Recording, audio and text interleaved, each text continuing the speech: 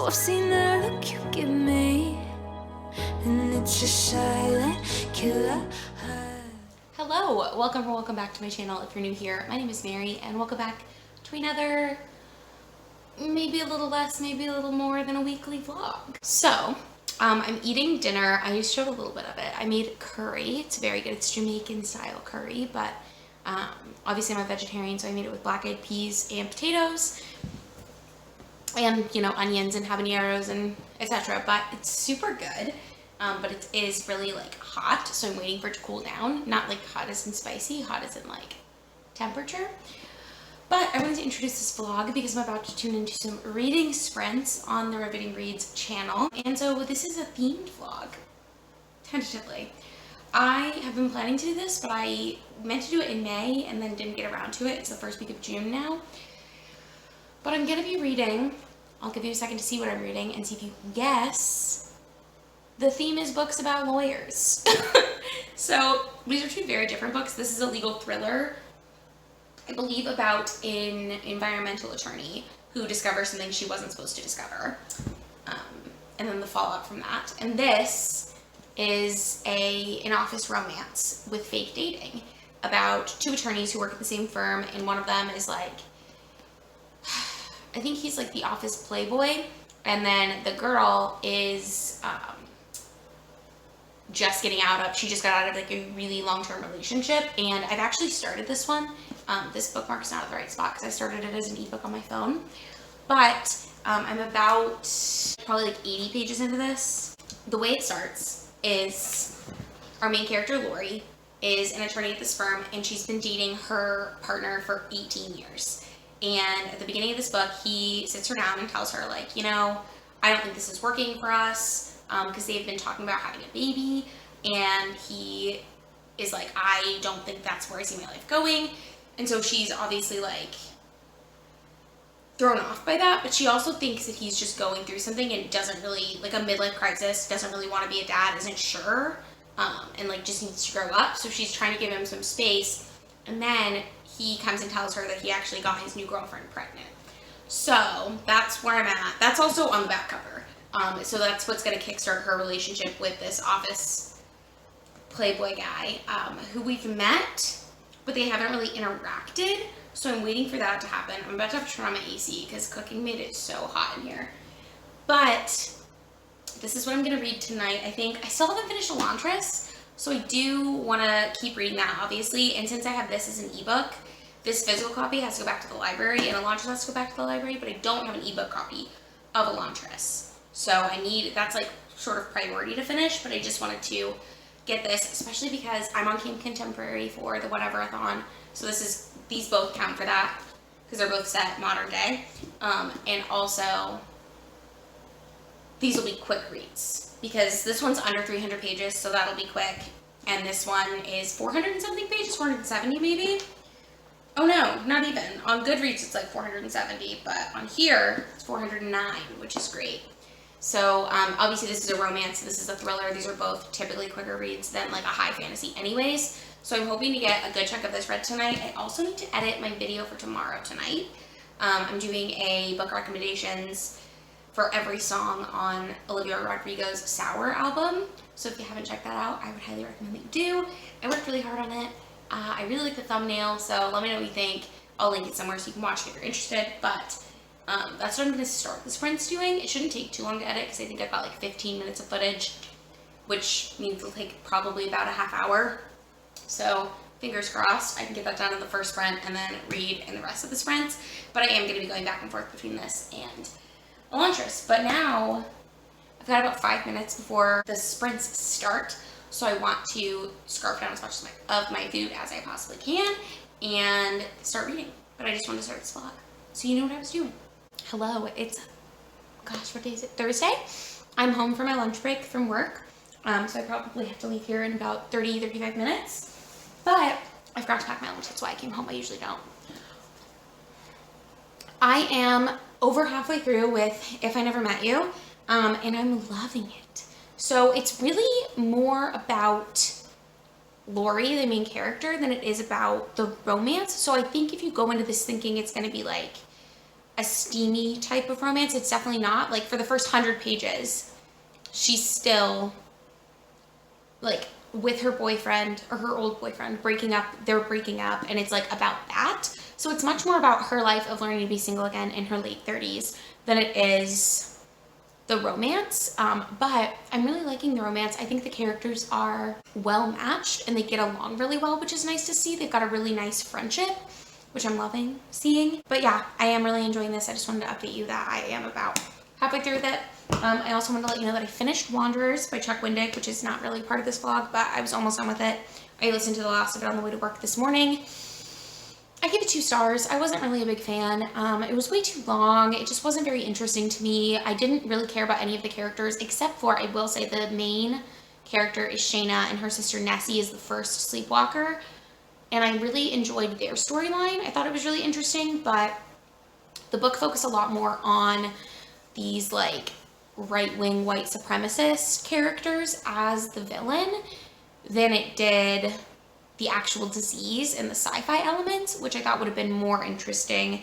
I just cared more about the flock and, like, the people walking and what was going on with them, and the CDC and Black Swan, etc., than I cared about the weird, like, political statement that it was trying to make, I think, about the 2016 election. That part of it, I just wasn't into, personally. So it is what it is. But yes, so I'm working on this, and then I wanted to mention that I started listening to Sea of Monsters. I don't know if I've already mentioned that, which is the second book in the Percy Jackson series by Rick Riordan, and I'm liking it. I've read this one before. This will be my 3rd read, actually, of Sea of Monsters. I mentioned in my TBR that it was actually the first book that I read from that series, because I didn't know it was a series. I really enjoy it. I don't know. I'm enjoying it. So that's it. I'm gonna eat my lunch and then head back to work. I just wanted to check in and let you know all my updates. Hello. It's later, same day, still Thursday. I'm in the same shirt that I think I opened this vlog in, but this is like the shirt that I put on as pajamas. Do you wear different pajamas every night? I don't. I have like 4 t-shirts that I alternate between to sleep in. Do other people do that? I don't know. But I just wanted to let you know that I finished this. I loved it. I gave it 5 stars. I thought it was fantastic. What I really appreciated about this book was that you get to follow Lori, the main character, through her old relationship as well. Not the whole thing, but like, you don't just pick up on the story and have the author be like, I just got out of this 18-year relationship, blah, blah, blah. But no, you get to see her, at the start of the book, she has this boyfriend, Dan, who she's been with for 18 years. They live together, and they're talking about conceiving and having a child. And then you get to see her you get to experience with her, Dan telling her, I don't think I'm ready to have a kid, and her being like, oh, okay, well, that's fine, we can back off the kid thing. And him being like, I don't think I want to be with you at all anymore. I want to be a cowboy, baby. And then you get to sort of, you just get to live through the whole thing rather than just being filled in. And I think that made me, at least as a reader, so much closer to Lori, and I understood her so much more. I just really loved it. I loved the romance aspects between her and Jamie. I loved that. I feel like a lot of times in books like this, the main character will constantly express their thoughts as like, but he can't really like me, blah, blah. And I feel like that was done a little bit here, but it was more about Lori. It wasn't about Jamie as much. Or if it was about Jamie, it wasn't about how, like, he would never be into her, that could never happen. Like, that was very kept to a minimum, which I appreciated, because I don't know if I'm explaining this well, but, like, I feel like so often in books like this, the main character will be like, oh, but there's no way they actually have feelings for me, blah, blah. And they'll, like, there'll be red herrings that, like, oh, they're not going to get together, but the red herring is all inside the main character's head. In this book, there were actually external factors that led the reader to believe, like, oh, maybe something will happen, but not really, because, you know, I think people know going into this kind of book how it's going to end, if that makes sense. Like, there's not a satisfying way to end it without the characters ending up together. I don't know. But I loved it. And I love fake dating, so I wasn't surprised. I was a little surprised that I was okay with the legal field representation. So the reason I'm reading books about lawyers is because I have read a couple of books that have lawyers as characters, and there's always things that they do that I'm like, that's not how the law works. And part of the reason that I'm not feeling that way entirely is that this is set in England, and obviously I'm an American lawyer, Oh no, I'm in law school in America, in the US. And so if there were things that I was iffy about, I was like, well, that could just be part of the British legal system. The only thing that I will say is that this firm handles a ton of different things. So like Lori's a criminal defense attorney with this firm, and her ex-boyfriend, Dan, is in the civil side. But at first she didn't like clarify that right away. So I thought this was one of those, I thought the author was trying to pass this off as someone who did criminal defense, but also in the same firm as her, or someone else did. I don't know. I didn't realize that it's supposed to be like a huge firm, and maybe firms are like that more in England, but in the US, it's a little less likely. Not every firm is a boutique firm, but typically firms specialize in one thing or another. And with bigger firms, obviously they cover more types of things. Like I'm working for a bigger firm this summer. Everything we do is civil litigation. So there's no transactional law, which is like analyzing contracts and like stuff that in-house attorneys handle. We don't do like tax law, stuff like that. We do litigation, which means you go to court. But the author did explain that away, kind of. And you'll have to correct me if in England also. If you're like a lawyer in the UK and you're like, no, that's not even a thing in England, then maybe. The only complaint that I really have is that Lori is supposed to be this like super intelligent person. And I think this author could have used a little bit more editing with the way that Lori and Jamie spoke, because they didn't necessarily always have the most eloquent way of speaking or the most educated sounding way of speaking. But that being said, just because you went to law school doesn't mean you speak really eloquently all the time, you know, in your personal life, I guess. But there were a couple of phrases in here that I was like, that's not how you would say that. But again, it also could be a British thing. So I just wanted to nitpick, I guess, for lack of a better word, because that is like why I'm doing this. But yeah, I absolutely love this book. And I thought it was so good. So I'm gonna watch Gilmore Girls: A Year in the Life. That's the other thing that I've done. I finished Gilmore Girls. I have a lot of thoughts, but I don't want to bore you with them really right now. If you've watched Gilmore Girls, drop a comment if you want to know my thoughts, because I've got them. I've got thoughts for days. But I'm gonna start A Year in the Life since I finished that book. I didn't realize the episodes are an hour and a half. So I'm gonna watch the first episode and then I'll probably read a little bit. But I just wanted to like relax and not read for a second. But I do want to finish Elantris tonight because I have to return to the library this weekend. And I don't know if I'll be able to finish it before I need to return it if I don't read it tonight, if that makes sense. I have like 140 pages left of it.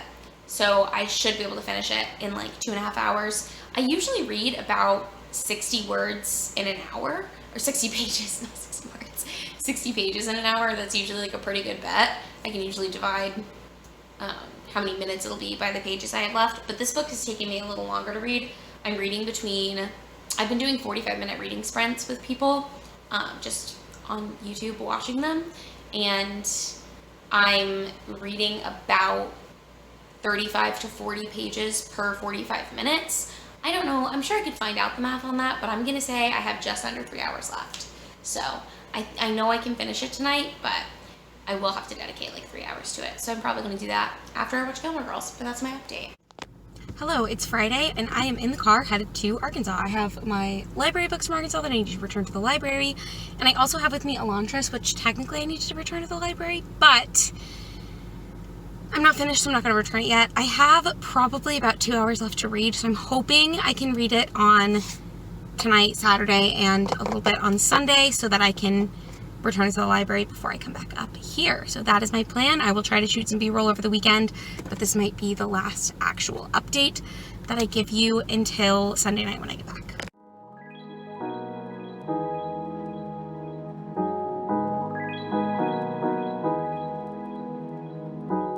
I don't really know what you mean when you say I'm not what you need. 'Cause I've seen the look you give me, and it's a silent killer. I've been waiting for you all night, just face it. I'm gonna make you mine, I'll be your angel. You got it right, be my silent killer.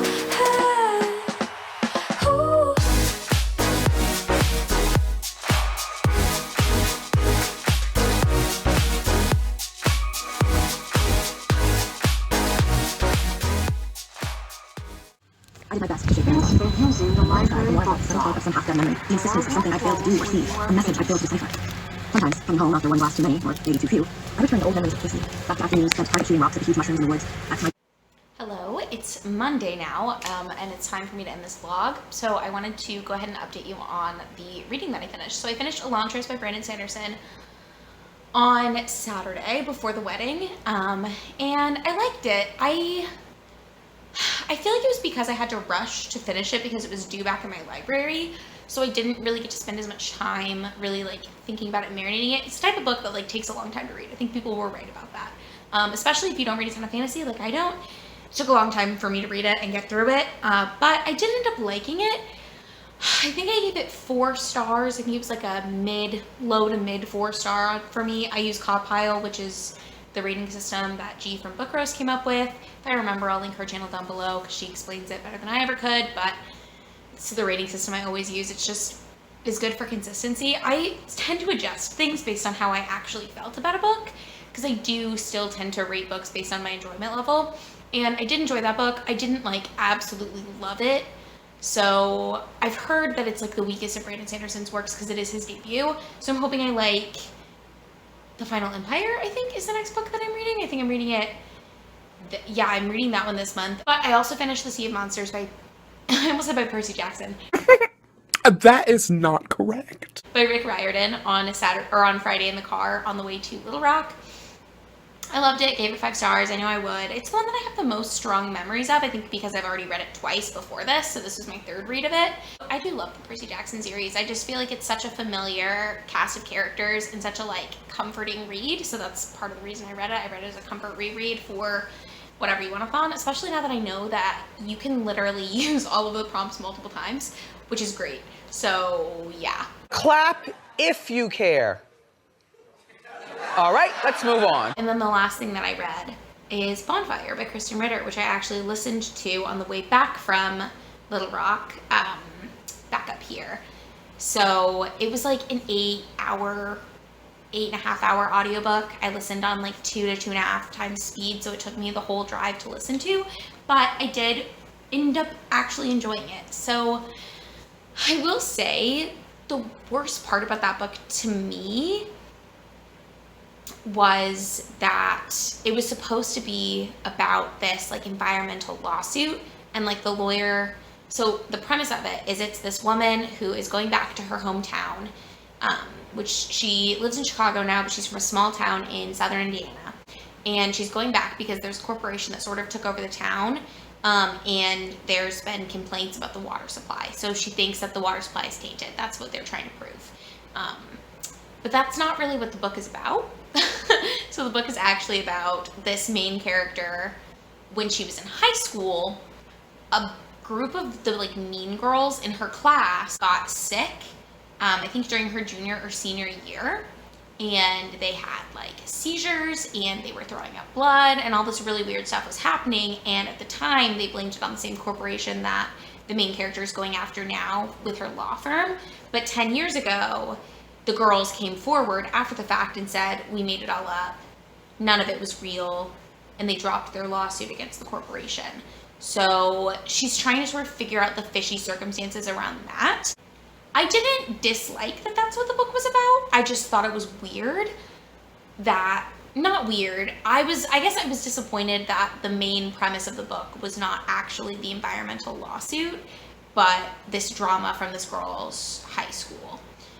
And there's a lot of her dealing with being back in her hometown for the first time in 10 years. And she's sort of having to take care of her dad because she hasn't seen him in 10 years and she didn't realize the extent to which he had deteriorated since the last time she saw him.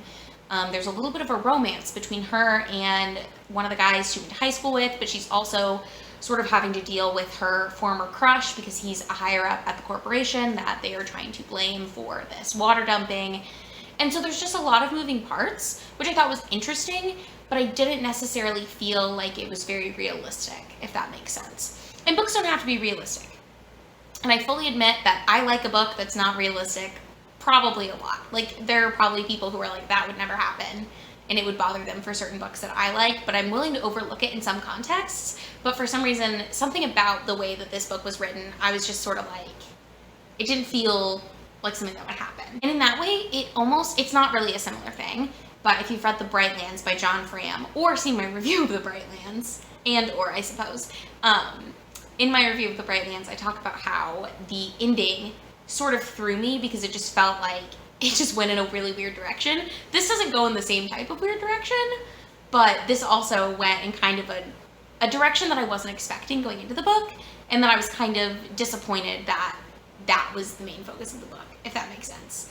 But I did enjoy it. I think I gave it 3.5 stars, but I rounded it up to 4 on Goodreads. I haven't decided if that's gonna stick or not. It depends on how much I think about it in the coming weeks. Oh my god, I almost forgot to talk about the books I got from my little library. The last thing I want to do in this vlog, I guess, is a mini book haul. Again, I seem to be doing these a lot, but these I didn't pay for, so I feel okay about it, because I'm not shelling out any money. But if you saw, I returned 2 books, or I traded in 2 books to the little free library in my neighborhood back home where I live usually. We just got a little free library, and it's very cute. I'm really excited about it. It's like literally right down the street from where we live, which is great. It's in our neighborhood. So I returned 2 books to it. I returned The Brief Wondrous Life of Oscar Wilde. What is the other one I returned? You saw. I don't remember what it was. I have a whole stack of books at my house that I want to unhaul at some point, but I want to do a full unhauling video, I think. But I did pick up 2 books. So I got The Pisces by Melissa Broder. She went viral on Twitter and had a really big Twitter account called So Sad Today, and then she wrote a book of poetry called So Sad Today. But The Pisces, I think, is a full-length novel. And I want to say it's kind of like The Shape of Water, where I think she falls in love with someone who's a fish or transforms into a fish. But I've heard that this book is weird. I don't remember who it was. I'll try to link the video down below if I can remember, but somebody read books for like a Pisces during Pisces season, and this is one of the books that she read because it's called The Pisces, I'm pretty sure. But I'll link that somewhere. And then I also have Una Out of Order. I hit myself in the head with this. But this is about a woman who, on her 19th birthday, she wakes up at a different age, and then she keeps living. So she's living her full life, but she's living it out of order. So she'll live 1 year as a 46-year-old, and then 1 year as a 22-year-old, and then 1 year as a 30-year-old, and then 1 year as a 35-year-old, and then 1 year as a 29-year-old, or whatever the case may be. So I've heard this is really good. This came out last year, I think. And I remember hearing a lot about it when it first released, and then not so much since. So I'm interested to see how I feel about this one as well. I'm also really satisfied that these are like similar in color. I don't know. This cover I think is beautiful. I'm obsessed with her. I think she's very pretty. I wish that was me. But yes, these are the 2 new books that I got. Can't wait to read them at some point. But yeah, those are the books that I read during this week. So I finished Elantris, I finished The Sea of Monsters, I finished Bonfire, and I finished If I Never Met You. And I think If I Never Met You was my favorite thing that I read this week, followed by Sea of Monsters, then Elantris, then Bonfire. But I did, you know, I think I enjoyed everything that I read. I didn't read anything that I didn't like this week, which is always good. That was my attempt at a themed reading vlog again. So that was sort of me reading books about lawyers for a week, but really it was me reading 2 books about lawyers and then 2 other books that had nothing to do with lawyers. Thank you so much for watching this video. If you made it to this point, give it a thumbs up. If you would like to, you can go ahead and subscribe to my channel. I do post 2 videos every single week on Sundays and Thursdays, and I will see you in my next one.